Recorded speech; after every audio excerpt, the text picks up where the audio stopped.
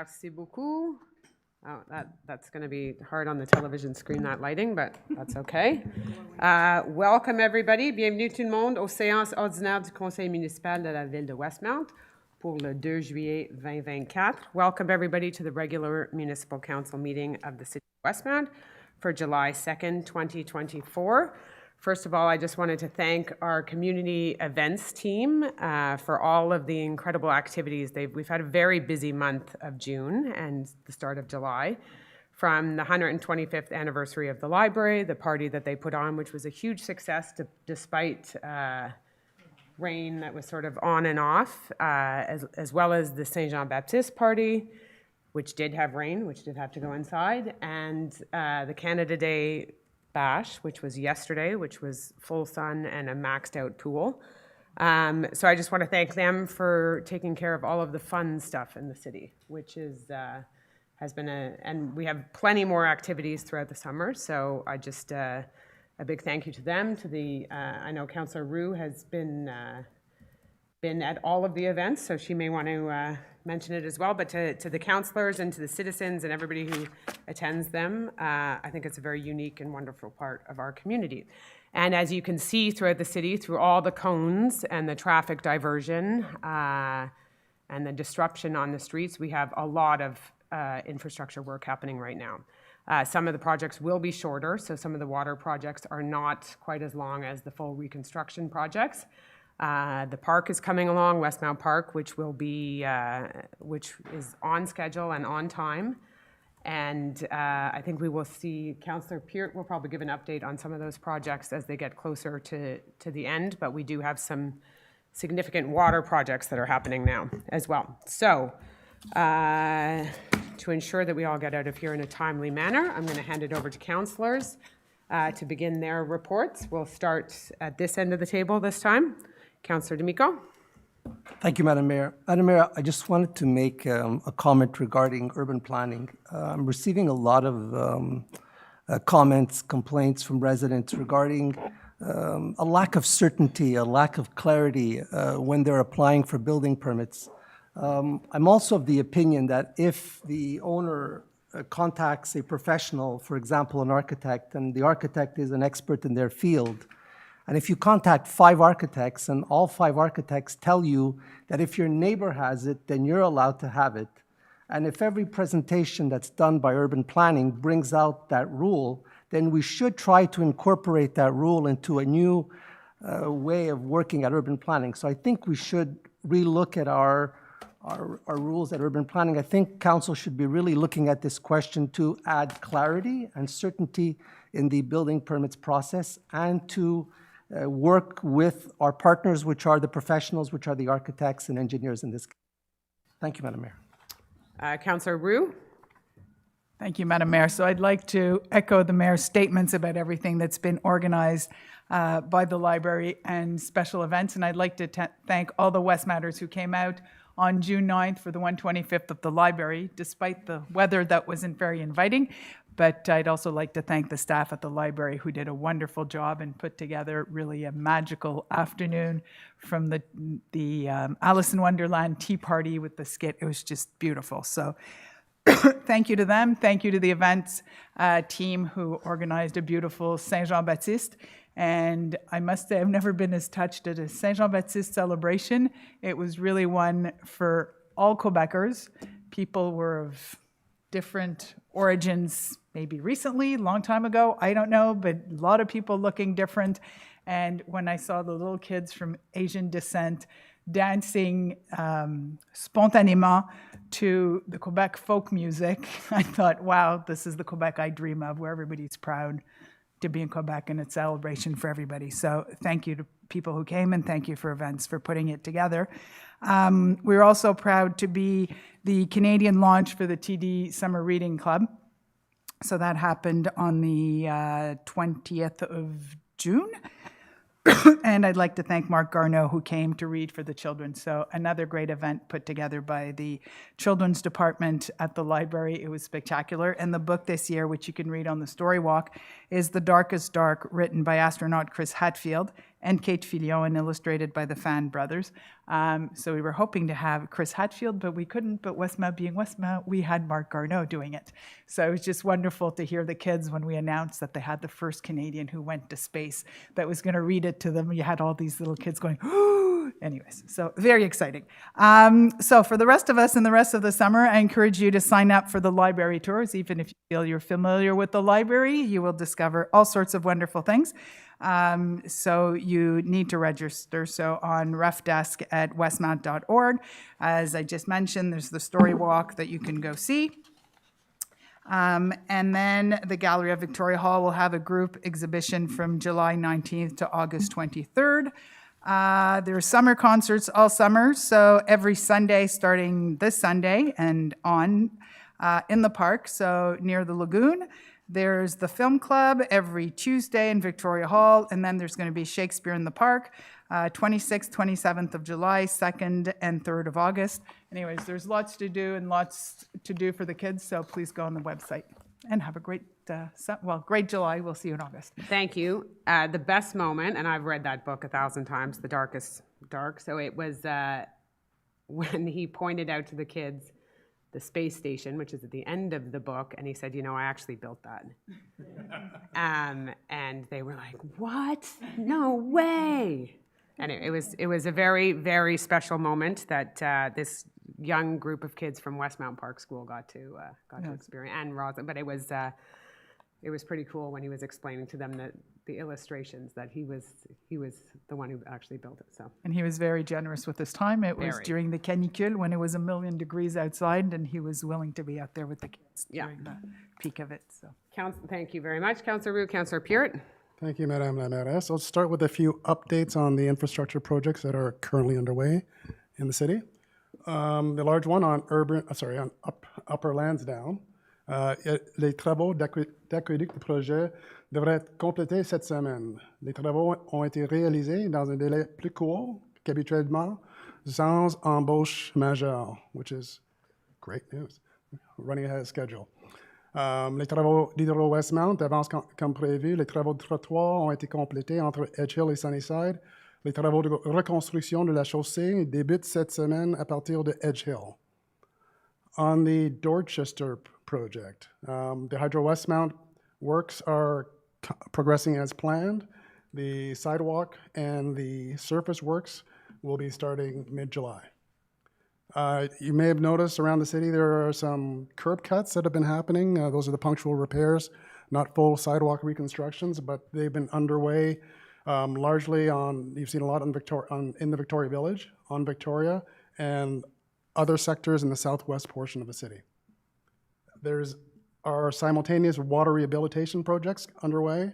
Water rehabilitation is when we, instead of replacing a water main, we make holes along the way. They go in and they line the water mains with a structural lining from the inside. It is long-lasting and it's much cheaper and less invasive of a project. So there are 3 projects underway, one on Belmont Crescent, King George, and Murray sector. That water work is completed. It's projected that the reopening will happen by next week. On Mountain, 60% of the lining work is projected to be complete as of Wednesday this week, and the replacement of the public water services has started, and that project is on schedule. On Braeside, work is starting today, and they are starting with the temporary water network. That project will take about 6 to 7 weeks and should be completed by August 16th before the school season starts. And the last update is on the lead action plan. What's currently underway is the sampling and the testing of 250 homes, and what we do is we're testing for lead concentrations, and that's starting now. And again, as part of the same lead action plan, we have purchased and will be distributing up to 600 of these filters. They're NSF 53 filters, which are filters that filter out the lead in houses that could be affected by this. And the last point refers to the subsidy program. We're going to hear a little bit more about the subsidy program later tonight, and I probably want to give you just a little bit of a background on it because, surprisingly, I'll just start out by telling you, just give me a little bit of context. The Quebec government regulates and sets the standards for the quality of drinking water. For decades, the maximum standard for lead content in drinking water has been 50 micrograms per liter. In 2001, to minimize the public's exposure to lead, the standard for maximum acceptable lead content was revised from 50 to 10 micrograms per liter. In March of 2019, Health Canada recommended that the maximum acceptable amount of lead in water be further reduced from 10 to 5 micrograms. So starting from 50 to 10 to 5.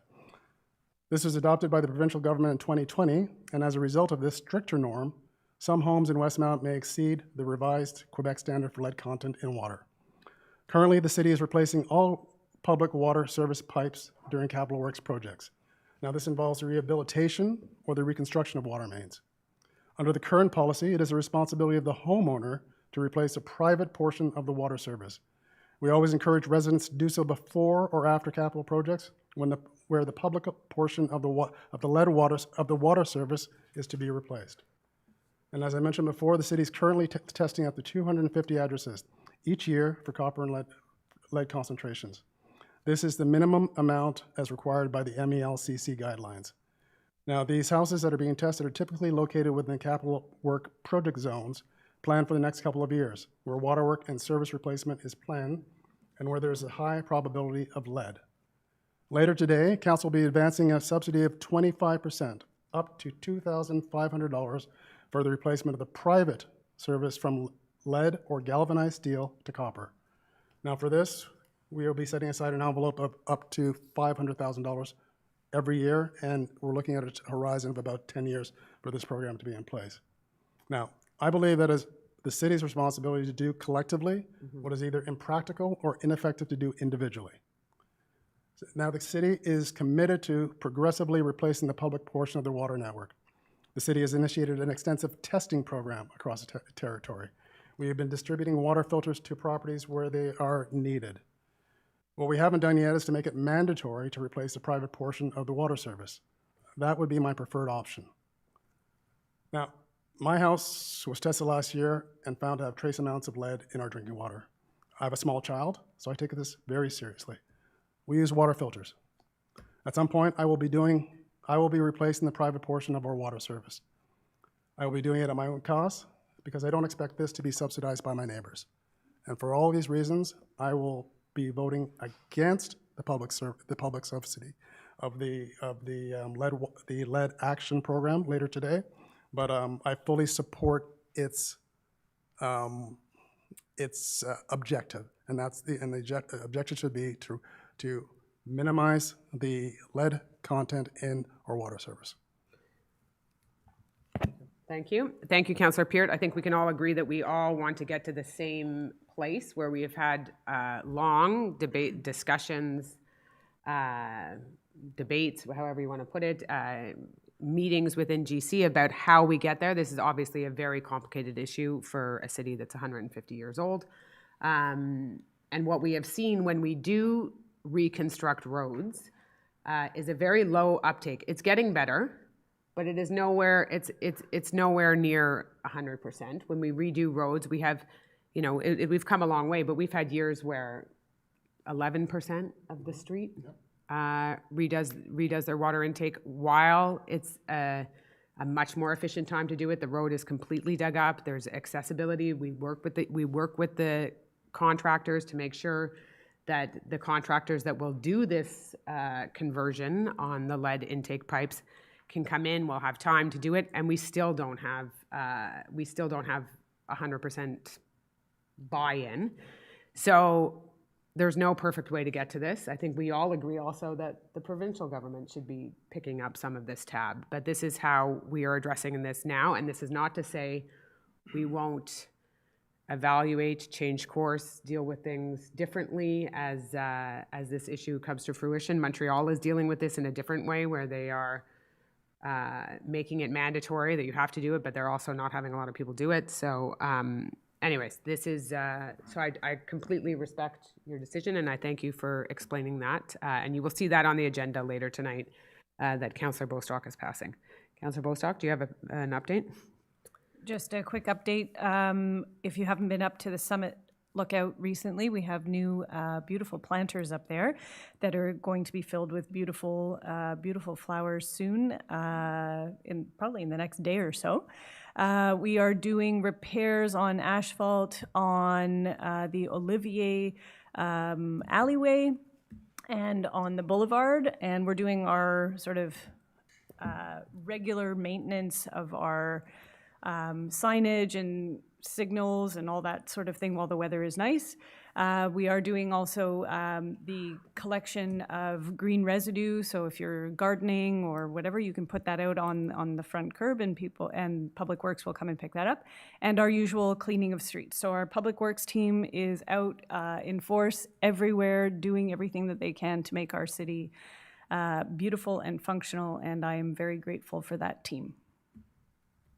Thank you. Councillor Gallery?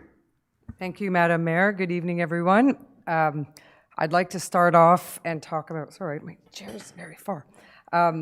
Yesterday's fantastic Canada Day celebration, our annual Splash Bash at the WRC. It was at capacity from the moment it started until late in the afternoon. And I just want to thank so much our our sports and rec team, and of course our very dedicated lifeguards. They obviously kept it safe, but they also brought the fun, the music, the games. It was a great community event with cake and music, like I said, and I think smiles were had by everyone. So thank you to everybody. As of today, free summer programming starts in Westmount Park. So things like Tai Chi, yoga, fitness, dance, every Tuesday and Thursday morning from 10 to 11 a.m. And there's no registration required.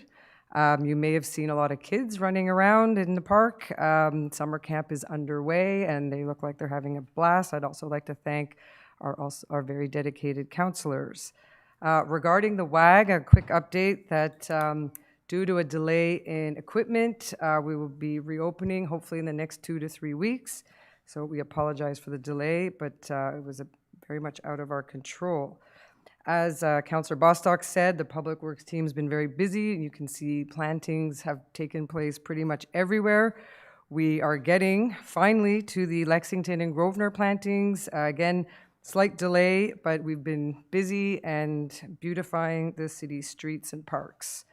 I also had the pleasure of meeting our new forestry engineer who gave us an update on what he's been up to. He's been hired 2 months ago and been very busy getting a portrait actuel of the lay of the land in Westmount, our 12 parks, our 22 green spaces, our Summit Woods. He's had to deal with some urgent work that presented itself and laying the groundwork of what's coming. So obviously there'll be upcoming plantings and fellings and maintenance, especially in King George Park that people are waiting for, and implementing the recommendations by Tram Verte and Robitaille Curtis slowly and strategically, and we'll know more in the coming months as he as the priorities unfold. And he will obviously mention the focus on biodiversity, so that's obviously taken into consideration as well. Lastly, he gave us an update on the Summit Woods action plan, and the things that we can count on for sure this summer will be landscaping the main entrances with some big stones and identifying trees, so walkers and people with or without their dogs will know our entrances. They'll be redefining the main trails, enforcing the use of the main trails. They'll be adding mulch to many of the pathways, increasing the garbage cans, especially at the entrances. They'll be adding better signage. And they'll be initiating the beginnings of the Summit Woods Master Plan, which should be in next year's PTI. A bit more long-term, they're going to be looking at unofficial and official trail closures with plantations. They'll be doing different reforestation by zones. There'll be regeneration protection, and again, all to be seen and unfolded in the coming probably 12 months. We've hired stagiaires who will be up there this summer, and they're going to be looking at where the invasive species are and the inventory of trees and necessary plantings that should be coming. And I know the administration, I believe this week, will have a meeting with Les Amis de la Montagne, who will look at different partnerships or takeaways from them and how to maybe take some of their best practices and apply them in our city. And lastly, there hasn't been a park master plan since 2013. He led us to believe we would be initiating one in 2025. So we all agreed it's time for an update, and we look forward to that. So thank you. Thank you very much. Councillor Arrington? Thank you, Madam Mayor. To start off, I just want to thank everybody who came out for, and especially the staff who helped to organize the large public consultation on the special planning project we've undertaken for the Southeast that was held at Victoria Hall on June 12th. It was a very well-attended event, and we're very pleased that so many residents have taken interest in how we're going to go about resetting the rules for development and zoning in the Southeast sector. If you are interested in seeing what was presented and discussed at the public consultation on June 12th but weren't able to attend, the summary document is now available on the Engage Westmount website. There will be more updates with respect to that project as we go through the summer and another presentation in the fall. On the business front, things are going to slow down a little bit in the city of Westmount as summer sets in. So if you are preparing to pack your kids up to send them off to camp or to pack yourself up to go off to the cottage, please do remember that your Westmount merchants are ready and available to supply you with all of the things you need to get through the summer. And if you're staying in town... The SAQ. Well, definitely the SAQ.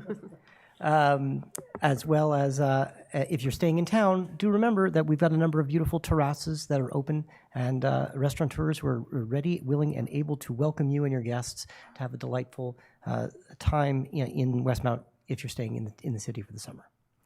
And then turning to the environment file for the summer, as of June the 24th, as my colleague had mentioned, garden waste collection is underway. And it's going to be taking place twice a week on Tuesdays and on Thursdays, with lanes still being done on Fridays. So this is specifically for garden waste. And if you or your gardeners have waste that needs to be carted away, please do put it in the appropriate paper bags, and our Public Works Department will help you get rid of it. Our Green Patrol students started on Monday, June the 3rd, so they've been at it for about a month now. And if you haven't seen them, or if you have seen them around, you're wondering what they're doing, they're working on different projects, including recycling, food waste, and garbage bin inspections. So we're going to come by and take a look at how people are managing the waste leaving their homes. And if you need a little bit of a primer on or a little bit of a report as to how you might do better at sorting your waste, they're going to be providing some information and feedback for the residents. And finally, tomorrow, July the 3rd, is our third bulky item pickup. Please do be reminded that it is by registration. So you've got to let us know by taking a look at the website that you have bulky items you'd like to put out to be carted away.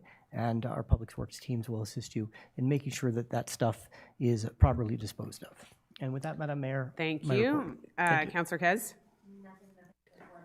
All right, thank you. So now we will move to the first question period. We'll take questions from inside the room, and if we have time for the questions online. But we have a 45-minute question period to start with. And you can state your name clearly into the microphone. My name is Brian Puddington. I live on Lansdowne Avenue. Welcome. And thank you. And I'm sorry if I sound like I'm beating a dead horse, but I'm still concerned about Summit Park and the dogs. I feel that the plan was ill-conceived and that there's going to be great difficulties in enforcing some of the rules. So I myself am both a dog owner, a dog walker, and I'm a serious birder. So both issues are close to my heart. I found, and I was looking mostly from afar as I was in Florida this winter as this was being debated, that there were very loud voices from both the dog owners and the residents. The voices of the birds were drowned out, I felt, by those stronger voices. I kept asking, who's representing the birds here? Bird nesting is very, very endangered, not just here in Westmount, Montreal in Canada, but throughout the world. And it's an area where we really need to take some responsibility, and I think more than what we've done so far. There are 3 summits in Montreal, Outremont, Mount Royal, and Westmount. Outremont and Mount Royal don't allow dogs off-leash ever, ever.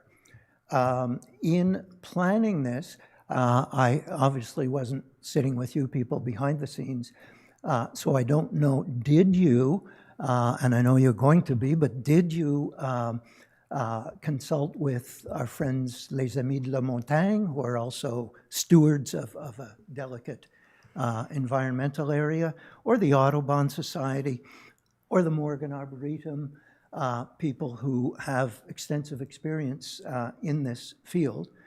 And in looking back at some of the records, I noticed in 1987, the City Council met with... So I would just, there's a huge lineup behind you, Mr. Puddington, so I would encourage you to get to your second part of your question. I will move it right along. In going through all the bylaws that have been passed, this one comes as a shock, going back to 1986. This current one comes as kind of a shock when I look at the wording in the previous ones. Getting to my question, the bylaw that was passed, which in fact is an amendment to bylaw 1522, which we all know as the dog bylaw, how can a housekeeping bylaw be in contradiction to an actual zoning bylaw? Because zoning bylaws, when they're changed, we must formally advise citizens that they could petition to have the new zoning go to referendum. So thank you for your question. As you know, this has been, this bylaw was updated to conform with wording from the provincial law, and as you know, this has been in place for decades now, where we have had certain times of the year and certain times of the day where you can walk your dogs off leash. So it is essentially status quo. What has changed is that we've increased the fines and the enforcement, but this is something that has been going on for decades at Summit Woods. And why they do have the birding season, like why we do close it down to dogs off leash for a couple months in the spring is because of that exact reason that you have changed, and it is not in contradiction. It was an updating of that bylaw, so it's not in contradiction of the zoning bylaw. I have a follow-up question. Okay. When I look at non-resident passes for the pool, for the tennis courts, et cetera, they are day passes that are sold each day. There's a single entrance to the tennis courts, a single entrance to the pool, a single entrance to the rinks. I don't see how this can be enforced, that non-resident, their entrances they have to have it. If you want to walk at Summit Woods, or if you want to walk your dog off leash at Summit Woods, or if you want to bring your dog to a dog run and you are a non-resident, you need to have a Westmount dog tag, which ensures safety for all sorts of reasons. It's the enforcement So I think the enforcement, I've certainly had lots of complaints from the people who got the tickets. So the enforcement is there, it's happening, and it's gone up. And of course, we're never going to get everybody. It's like speeding. We're not going to, but we have made a very concerted effort to increase the presence there. And I think those people that are up there and walking will tell you that they see public security there a lot. So thank you for your question. Mayor, if I may, I wish to respond to the question also. Well, the question was directed to me, but yeah, you can respond. Okay, so we're having a disagreement here on this issue. The legacy argument that the mayor is making, that it's always been like that, it's been there for decades, it should be like that. The provincial law goes against that argument. So the legacy argument that the mayor is making is possibly in contravention of the provincial law. The provincial law, it's very complex, but it creates a public space and a private space. To have a private space, usually you need a fence to have a private space. A public space is one without a fence. So technically, Summit Woods would not qualify as a dog run or dog exercise area unless you enclose it, you create an enclosure. So we're having disagreement on this issue. I have contacted the ministry. The ministry is of the opinion that I contacted them before the jurisprudence came out. The jurisprudence came out, I think, 3 days after I contacted them. No. They are, So sorry, Mr. D'Amico, we're going to move to the next question.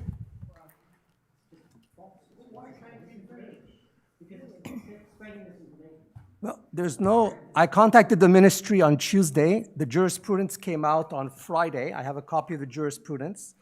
The ministry was very clear. The person that I contacted at the ministry, I gave the coordinates to council. That person that I contacted at the ministry was made available to council on 4 separate days so that they can corroborate and they could further ask any questions they had. No. Sorry. Okay. I have the emails. Don't worry. I'm transparent with you. So we'll move on to the next question because I'm sure that this is the exact same topic. Exactly. Mariam Kamoli Nejad, j'ai une question pour vous. La semaine passée, Independent Investment a publié un article sur l'événement qui est passé le 15 juin à Summit Woods. Un chien qui a attaqué... Non, c'est pas à Summit Woods. C'est où? Apparemment, c'était sur Summit Circle, mais on n'a pas de détails. On n'a pas une victime, on n'a pas un rapport, on n'a rien. C'est pire si c'est sur Summit Circle, parce que Summit Circle, c'est un roue résidentiel. Donc, les chiens, ils n'ont pas de droit d'être sans laisse sur un roue résidentiel. Est-ce que vous... Donc, ma question, vous ne m'avez pas permis, comme d'habitude, de poser ma question. J'aimerais savoir si vous avez plus d'informations par rapport à celle qui était écrite dans le journal. Ça veut dire, est-ce que la victime s'est présentée? Est-ce que le chien a été euthanasié? Qu'est-ce qui s'est passé? Et c'est quoi l'action que Westmont a fait à ce sujet? On n'a aucun détail sur cet événement. Personne n'a appelé sécurité publique. On n'a pas une victime qui se présente avec les blessures, avec les détails. On n'a pas des gens qui l'ont vu. Mais c'est la police, station numéro 12. Et on a fait une demande aux stations 12, au commandant, puis aussi à tous les agents de station 12. Il n'y a pas un rapport. Donc, comment on explique ça, qu'il n'y a pas de rapport? rapport? On a fait la demande à station 12. Je vous invite à appeler la station 12. J'ai appelé, j'ai laissé plusieurs messages. Depuis le jour que l'article a été publié, l'agent Mike a été disparu. Il n'y a personne qui sait c'est quand il va revenir. Il n'y a pas de remplaçant.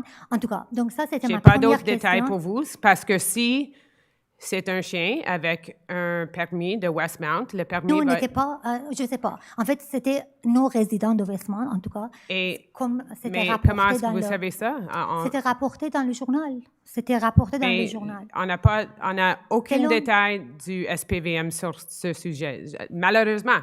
Parce que c'est un chien, comme vous savez, si c'est un chien dangereux, il y a tout un processus qui va suivre. Dans le journal, si vous n'avez pas bien lu, je vais vous dire qu'est-ce que c'est marqué. C'était marqué que le dog owner s'est présenté lui-même en disant que c'est son deuxième fois que son chien attaque quelqu'un et il a demandé que son chien soit euthanasié. Donc, on aimerait avoir un peu plus d'informations. Et ma deuxième question, c'est que quand vous avez entendu, vous, comme la mairesse de Westmount, quand vous avez entendu la nouvelle, comment vous vous êtes senti? Que quelqu'un à Summit Road, Summit Circle, Summit Road, Summit Woods, I don't know, a été attaqué par un chien. C'est vraiment triste. C'est tout. Qu'est-ce que vous faites pour renforcer la sécurité sur Summit Circle? Sur Summit Circle, je vous ai envoyé déjà des vidéos. Les gens sortent leurs chiens sans laisse. Et les chiens promènent. C'est pas un village, c'est un rue résidentiel urbain.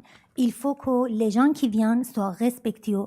Ce matin, j'ai encore des vidéos que ce matin, 2 chiens Merci pour... s'en laissent sur la roue et c'est vous la responsable. Oui. Donc, voilà. Et c'est aussi c'est les gens qui se promènent avec le chien. C'est Oui, eux les qui gens sont sont responsables. responsables, Mais ça merci pour enlève votre rien question et vos de commentaires. votre responsabilité comme la mairesse de Westmount.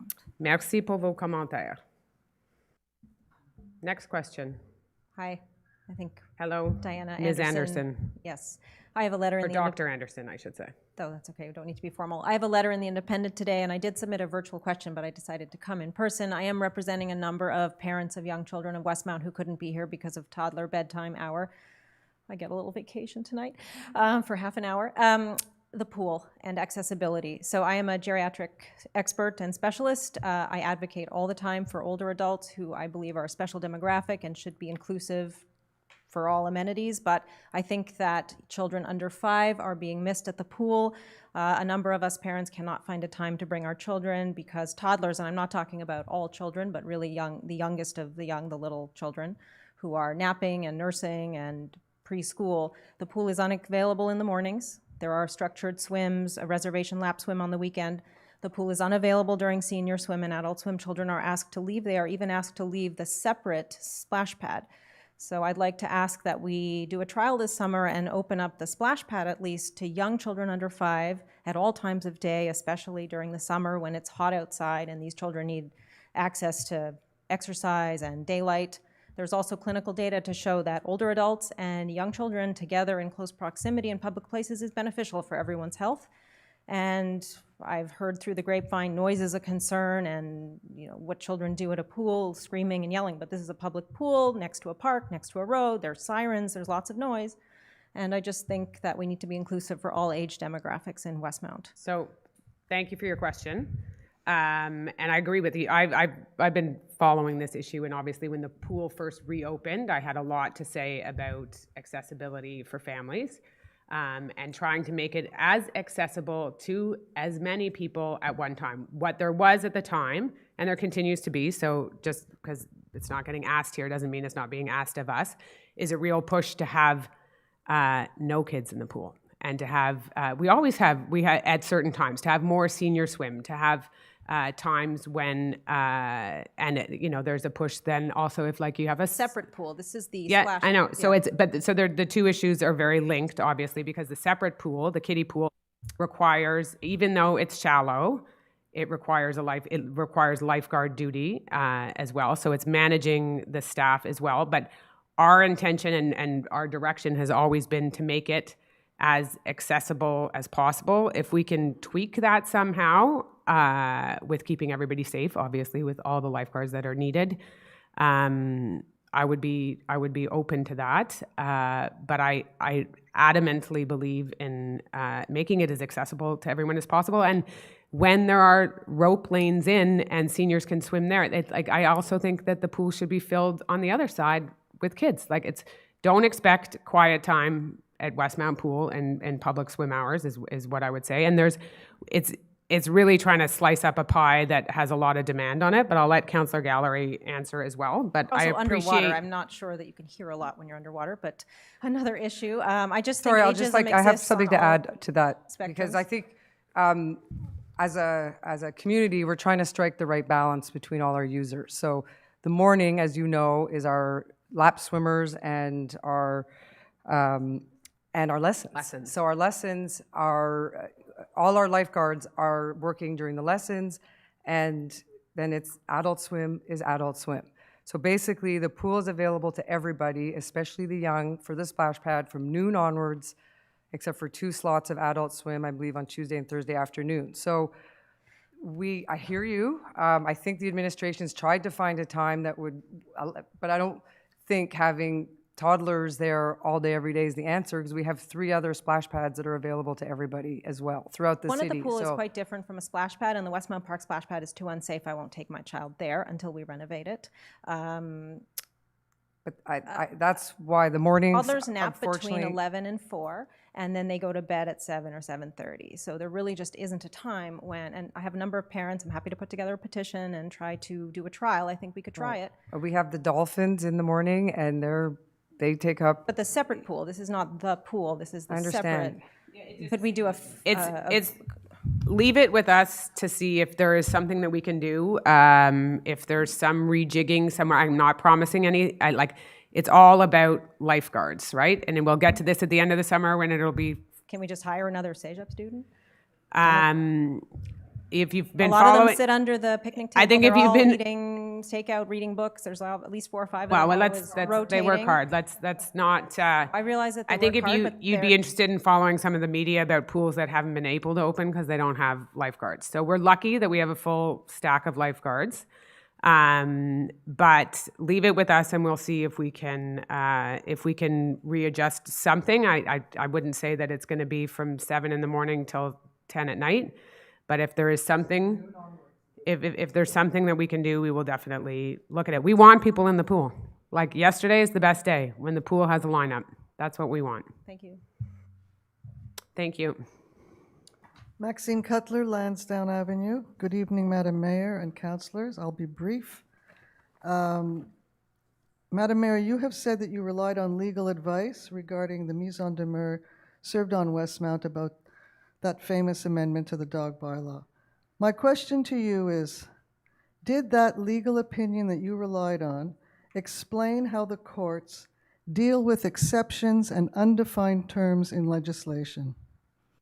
The legal opinion that we received and the discussions that we had discussed our current bylaw.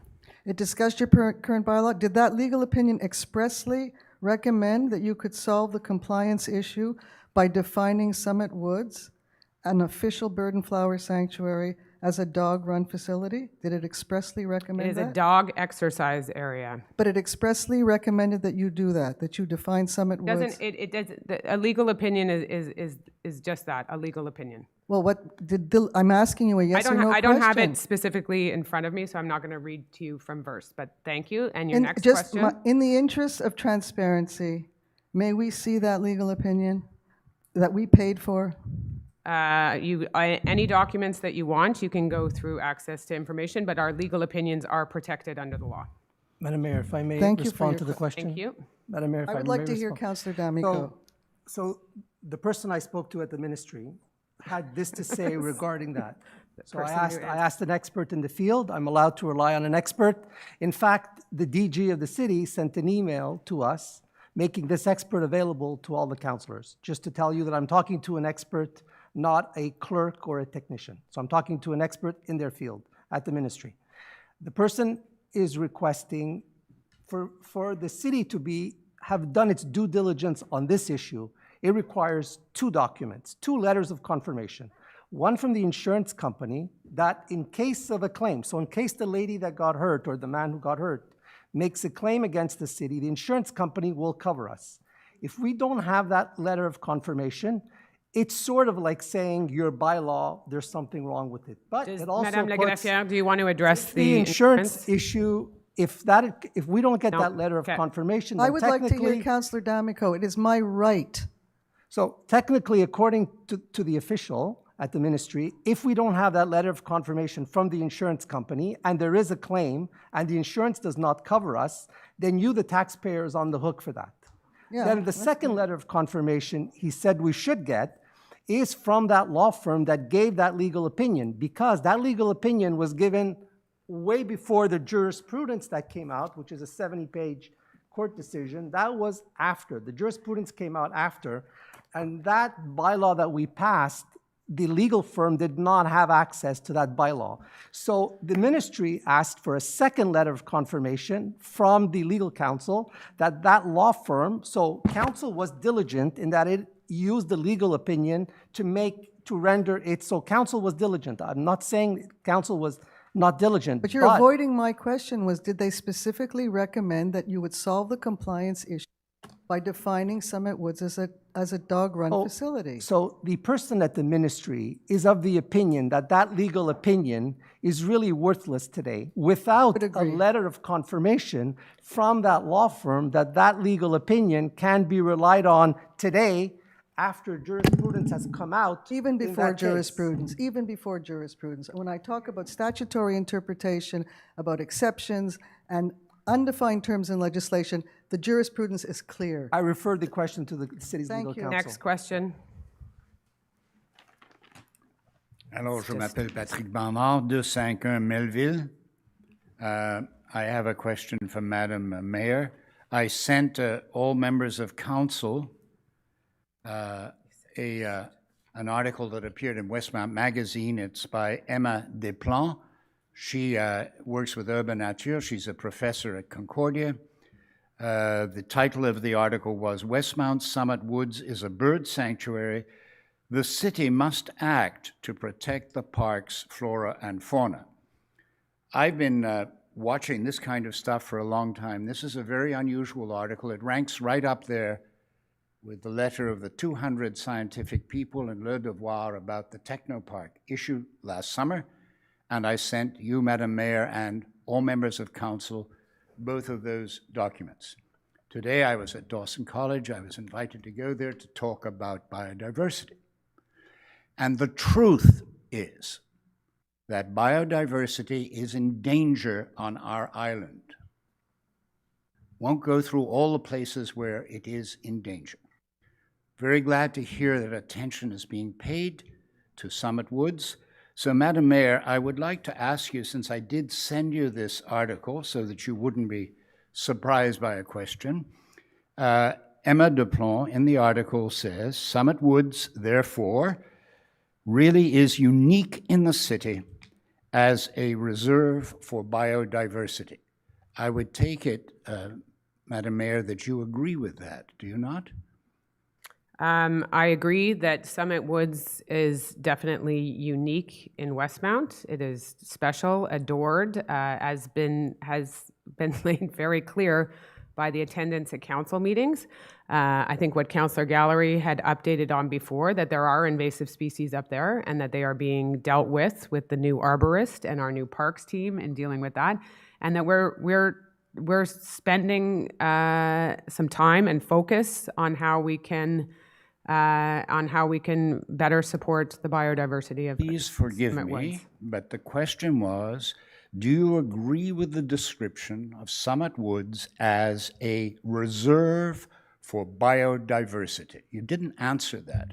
I would like to know yes or no. I don't know exactly what I think you're trying to trick me into an answer, so I'm not sure. Asking you a simple question. I'm not sure exactly what the definition is, but I take note of your question.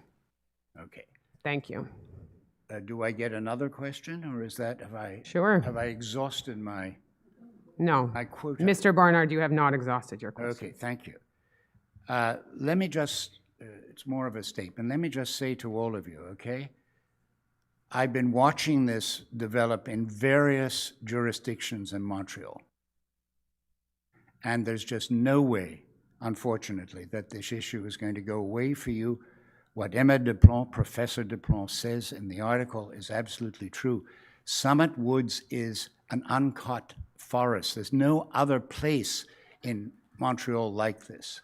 So it's going to receive a lot of attention. Just today, I told the students at Dawson, it's right next door. Go up and see it.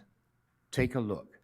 So it should be a protected reserve of biodiversity, because the way you lose biodiversity is exactly through not what you're doing now, which is much more like the right thing, but the woods have been terribly neglected. So I want to thank Council for their attention now, and I wish you would pay attention in the future to this question of the biodiversity that must be protected in that forest. Thank you. Good evening, Madam Mayor and Council. My name is John Fretz. I live on Lansdowne Avenue. First, I want to thank Councillor D'Amico for your efforts and for reporting back to us. And I regret that you were treated what I think to be, you were treated rudely. Secondly, I would like to point out what biodiversity is in just a simple sentence. The Grebe report, under the auspices of BAPE, that led to the first intervention by Sandra Donaldson, was followed, she finished around 1994. In 1996, the Grebe report said that there were between 1965 and 1995, 184 species of birds spotted up at Summit Woods. That is what diversity means if you have no other way of comprehending it, is that there's a lot up there, and there's a lot up there because it's special. And if you can't see it, then we should have education, and we bring kids up there and we show them stuff, and what we get from you is nothing. But this is what I want to say, is that there are a half a dozen entrances up there, none of which tell anyone that there are dogs off leash up there. Now, we don't know the details of what happened with that Mastiff and the owner. He was not from here, a non-resident. He quite possibly was up there with his dog. Quite possibly the person that entered the woods didn't know that dogs were off leash, because they're not. There's a half a dozen entrances that are not posted, and you, Madam Mayor, are responsible, and that's what I wanted in this council meeting, to have that on record. I'll address that point. I'm happy to address that point, and one of the things that we are working with our parks team this summer is to close those entrances and to focus it on just the main entrances where we do have garbage cans and where we have all the signage, and that we are going to remove those entrances by blocking them with rocks or adding plantings, things like that, that are native to the area, and that we are going to close those entrances. So great suggestion, because that's what we are going to do up there. Well, I hope it's better signage than you have now, because it's really deplorable. Thank you. Okay, thank you. Next question. Follow that act. Paula Ingalls. Welcome. So, I wanted to talk about this very inflammatory headline that was in the Westmount Independent that has already been brought up, but my question is, sorry. My question is, so there was this article that says, owner to put down dog, police looking for victim after Summit Circle dog bite. So there's no victim has come forward. It's very vague as to where it was located, because it just says Summit Circle. And I contacted the police, I contacted the Westmount Security, and I contacted David Price of the Westmount Independent to try to get some more information, because there's this inflammatory headline and then there's no story, because there's like nothing. So I'm not responsible for the headlines of the Westmount Independent. I But seem to be responsible for everything else. But what, I don't think but you I'm are. not responsible for that. No, but it just seemed, I don't know, interesting that, when it's time for off leash at the Summit, all of a sudden there's this dog bite that nobody knows about, because the Westmount Security didn't know about it, the police don't seem to know about it. So all I wanted to know is if you could try to find out, did something happen? And yeah, so when we read the article, obviously we were very concerned, and I was surprised, because typically I hear about things pretty quickly. We're a small community, and this is obviously an issue that would get back to me very quickly. So I had spoken to the DG about it as well. She had not, nothing had gone through her office. We checked with my assistant, nothing had come through our office. No, we double checked. Public Security had not received anything. They had no file on it. So we asked the SPVM to look into it. They have done that. There is no report that we have been able to get at this point, and no further details, and no victim has come forward. So if somebody does have more information, whether that's, video, footage, whatever it may be, we would encourage you to send that to Station 12, who has been managing this, and share that information with them, because that's important. We have a very, very defined process of how we deal with a dangerous dog. And if you don't follow those rules, we will catch you and you will get fined.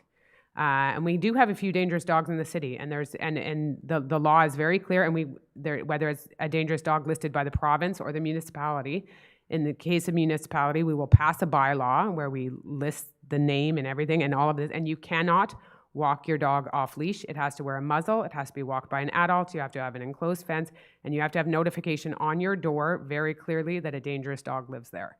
We take this very, very seriously. So for it to be implied that somehow I wouldn't care Right, that someone was bitten by a dog is revolting. right. So for anyone to make that sort of implication is horrific.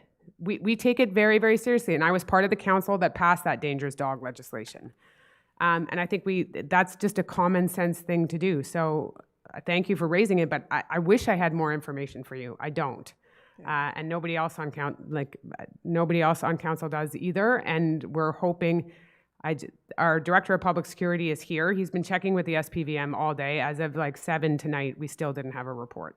Right. It doesn't even say if the dog was off leash or not. It doesn't say where it was. And it doesn't say, was the dog euthanized or not? It doesn't say anything. So. No, so I don't have any information. So if you get some, let me know. Okay, thank you. Penny Arsenault, St. Catherine Street. Oh, my Welcome. Voice is so squeaky. Yeah, I have a couple of questions, but because I have this microphone, I think I will make a little suggestion and some positive spin on. It warms my heart to see everybody talking about the environment and biodiversity. I think this is a first. I think it's really good news. And I think the other good news is that people in Westmount probably own so much more property and square footage than what exists at the summit. And as a representative of the David Suzuki Butterfly Way Association, which tries to encourage people to make their lawns and gardens into habitat and ecosystems and, biodiversity. So it's really easy. You can turn over some of your lawn and plant native plants. I think there's probably much more property in the hands of individual owners than what exists in the Summit Woods. So the only reason why the Summit Woods is such an important thing is that people have developed everything else, right? And, the ornamental gardens that we see and the gardeners that come in and the stuff from Home Depot, it has no environmental benefit whatsoever. Most of the fancy gardens. De Maisonneuve is an exception. They have some lovely... Anyways, so I just thought I would use my platform to say that. Thank you. But I'm actually here to talk about invasive species across the street from the retention basin. And it was just let to go wild. And it's really cool what's happening in there. I've seen goldenrod, Canadian violet, common primrose, milkweed, helenium, brown-eyed Susan, purple coneflowers, New England aster. All this stuff is like volunteers in there. And it's really a lovely little area. But on the whole eastern half, it's being taken over by European common reed, which is #1. I think it's even beating out Japanese knotweed. Knotweed. In fact, I think I have a little article here. I'll read you the headline. It says, oh no, I closed it. Sorry. Anyways, it's the #1. It's the #1 or #2 against. So I know that they went in there and they cut some trees, and I think they cut the Siberian elm because it has disease, and I know you have to do that on your property, but they didn't do anything about the European common reed. Now, I'm single-handedly trying to keep it at the eastern side, and I so far have been able, whatever can have sun seems to thrive, but if you go further into the common reed, absolutely everything underneath it is dead. So it'll eventually take over. Anyways, so that's my... Okay, so that is noted, and I know exactly the area you're saying, the eastern part towards Lansdowne. That point in the retention basin, we will have our team. It's hard to get rid of, and it's particularly hard to get rid of in something that's supposed to collect water, because I know one of the ways to do it is to suffocate it, but you can't do that because it's a retention basin. Yeah. Another way is to cut it to the stalk and drown it. So I was wondering if there was a way to do it when you empty the pool. Maybe let the pool sit so that the chlorine dissipates, and then empty the pool once. Anyways, there are experts in the field. It's not I think easy to get rid of. But DG has taken note of it, but we'll also we'll give that to our parks and arborists. Okay, one team more really quick and question. horticulture team. Yeah. Is it weed or reed? Reed. Thank you. Reed They're phragmites. And they get those, they're actually quite pretty. They get all those feathery things, but those seeds are, you know, they travel everywhere. And in the United States, it's a huge, huge, huge problem along all waterways, it's just taking over all the species. Anyways. All right. Well, thank you for letting us know, and we will have them look at it, and we'll get back to you about it. Okay, one other quick question. If you have an elm on your property that has a disease, because I know that we had problems with elms and their diseases, The Dutch Siberian yeah. elm in particular I'm thinking about, are you required to cut it down? Like, is a citizen required to cut down an elm if it looks like it has a disease? I will have to double check about what the exact requirement is, and how we manage it. But I will let you know about that. Those 2 points we can get back to you on. Thank you. Okay. Thank you. Another one? Yes, last question, and then we'll move to the rest of the agenda. I wanted to ask you, Sorry, your name? Sorry, Tanya Kalichev, Upper Lansdowne. So first of all, thank you for the work that you're doing up on the street. This contractor is truly amazing. I have heard that commentary from, I've probably heard from 15 residents about that, so Yeah, no, thank you. Truly, kudos, you know, have them do the rest of Westmount. Well, that's not how it works, but anyways, yeah. Well, anyways, what I was wondering is about trees that go on the properties, because I have noticed that in the last few years, the trees have been moving closer and closer to the house. Now, I mention this because my tree was cut down last year. I had a huge maple tree, was one of the most beautiful trees on the street. Once the tree was gone, I had to redo part of my French drain that was blocked. So what we realized is the root system of this tree is just unbelievable. And if the trees are getting closer to the house, I'm concerned that this is going to have effect on the foundations of these homes.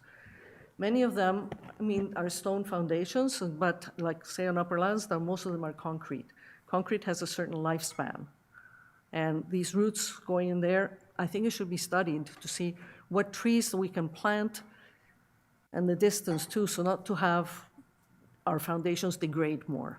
Okay, so. 'Cause I'm concerned about mine. And truly, I had a root like about this big and going around the foundation and towards the front entrance, which is on the side. I was like shocked because that was the only tree that was there. So thank you for your, we've been getting a lot of feedback because we have been planting this spring, and it's always on the public domain. So the trees that we plant are on, you feel it's a little closer. So I can't answer that specifically, but it's always on the city portion of the land, and it's typically in line with where it was before. But like in your particular case, we can. Been watching it. Yeah. It's getting closer. Okay. Well, If I may, Madam Mayor. Comment?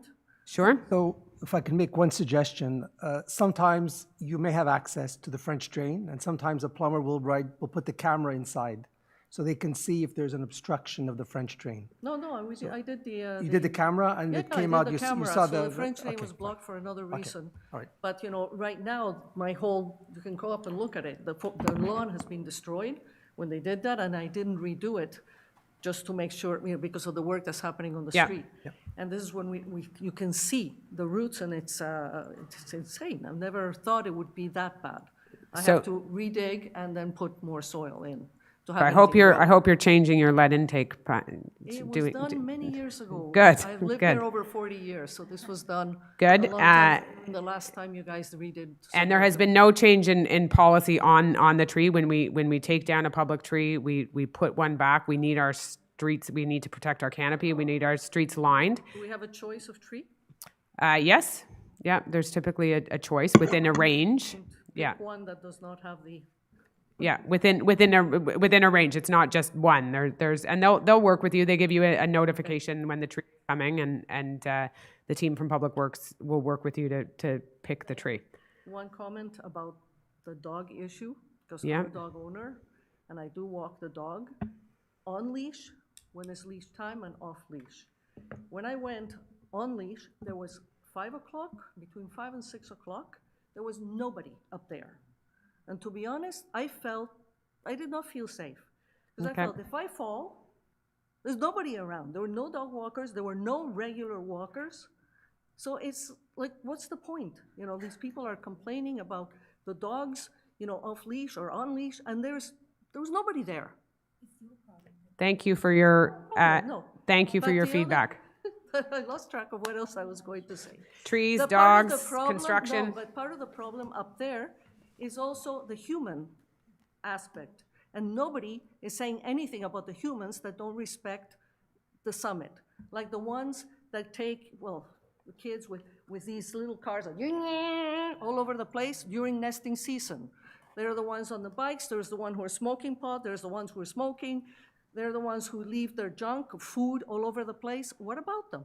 And to add insult to injury, the woman who picks the trilliums with a big bouquet about this big walking down the hill. Yes, I So- agree with all those so points. these have to be, you know, the public, the general Westmount public has to be educated about protecting what's up there in turn. Don't pick the flowers. Yeah, So yeah. add that to the. Thank you for your commentary. All right, that is the end of the first question period. We will now go into the main part of the agenda avec l'adoption de l'ordre du jour. Le conseiller D'Amico. Merci, Madame la mairesse. Donc, je propose que l'ordre du jour de la séance ordinaire du Conseil du 2 juillet 2024 soit... Hang on. If you're going to leave, can you please do so quietly so we can get on with the rest of the agenda? I'll just wait for, we'll give it a minute while it clears out.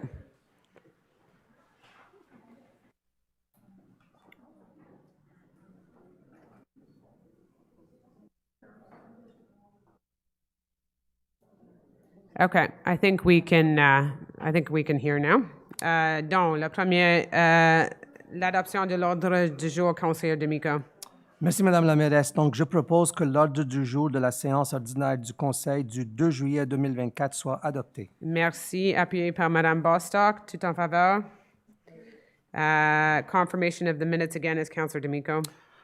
I propose that the minutes of the regular council sitting held on June 3, 2024 be approved. Seconded by Councillor Peart. All in favor?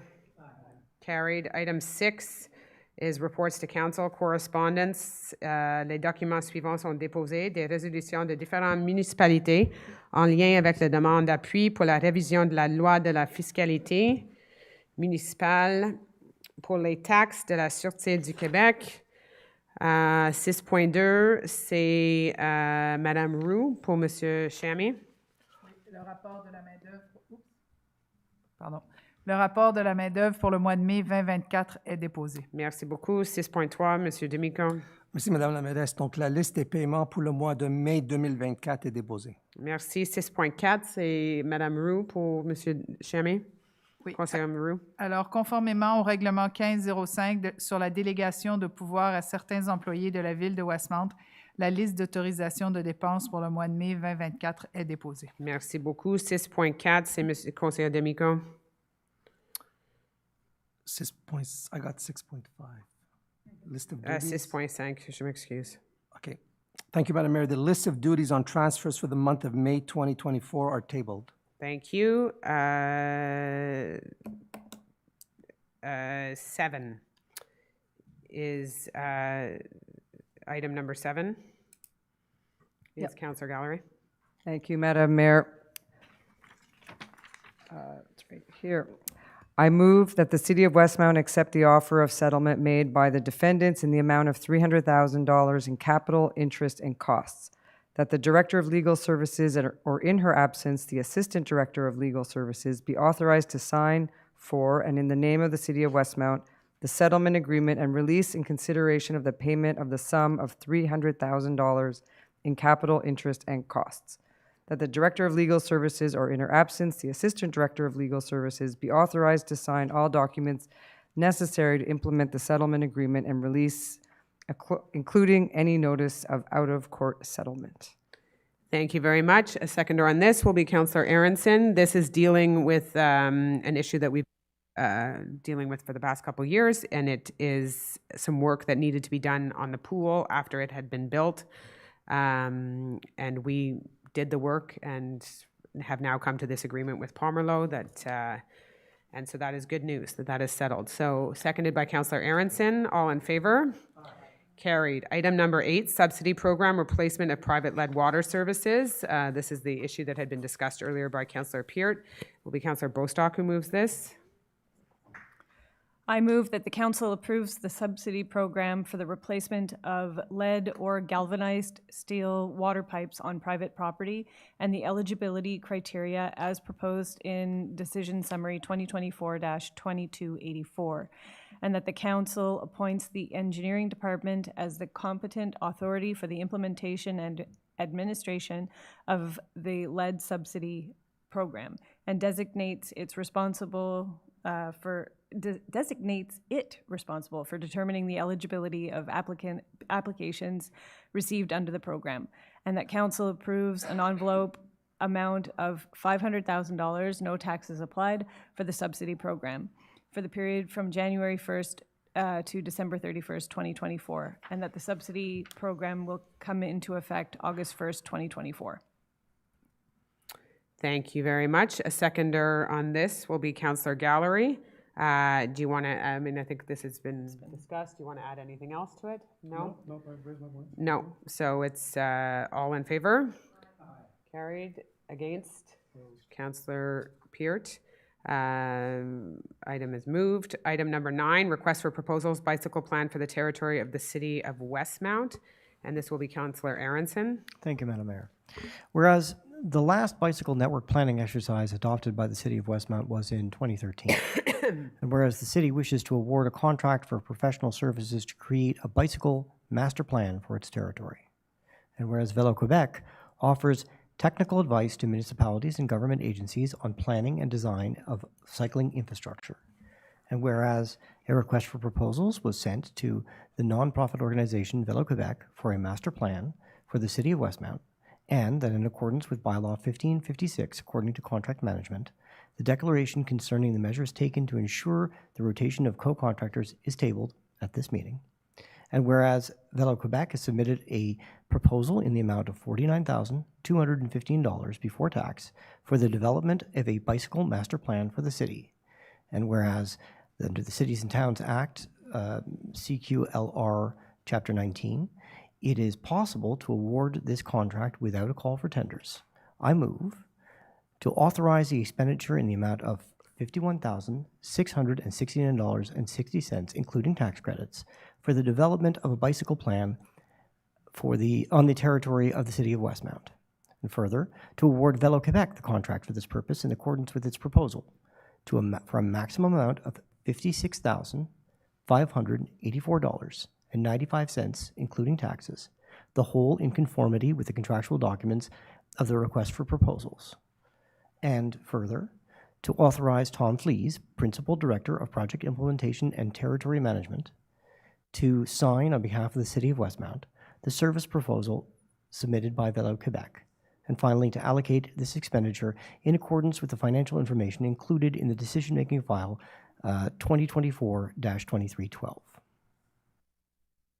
Thank you very much. A seconder on this will be Councillor Gallery. Any further? That's pretty complete. Pretty comprehensive. Just to note that we don't build bicycle paths just willy-nilly in the City of Westmount. We will look at a master plan, and if that master plan is in conformity with what the council and the administration need to see in order to make a well-built, well-planned, well-executed bicycle plan, then that's what we will do. But we don't just randomly build bicycle infrastructure in the city. We want a good, solid plan that serves our city, and that's what this is about. Okay, thank you.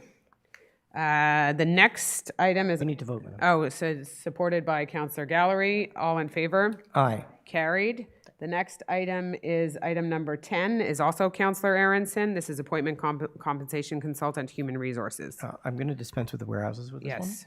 one. So I move that Patricia Petit be appointed to the position of compensation consultant of the Human Resources Department, grade 7, effective July the 29th, 2024, in accordance with the salary recommendations stipulated in the decision-making file 2024-2327, and according to the terms provided for in the working conditions and remuneration of management personnel. And further, that this appointment be on a permanent basis once Ms. Petit has completed a probationary period in accordance with Section 2 of the working conditions and remuneration of management personnel.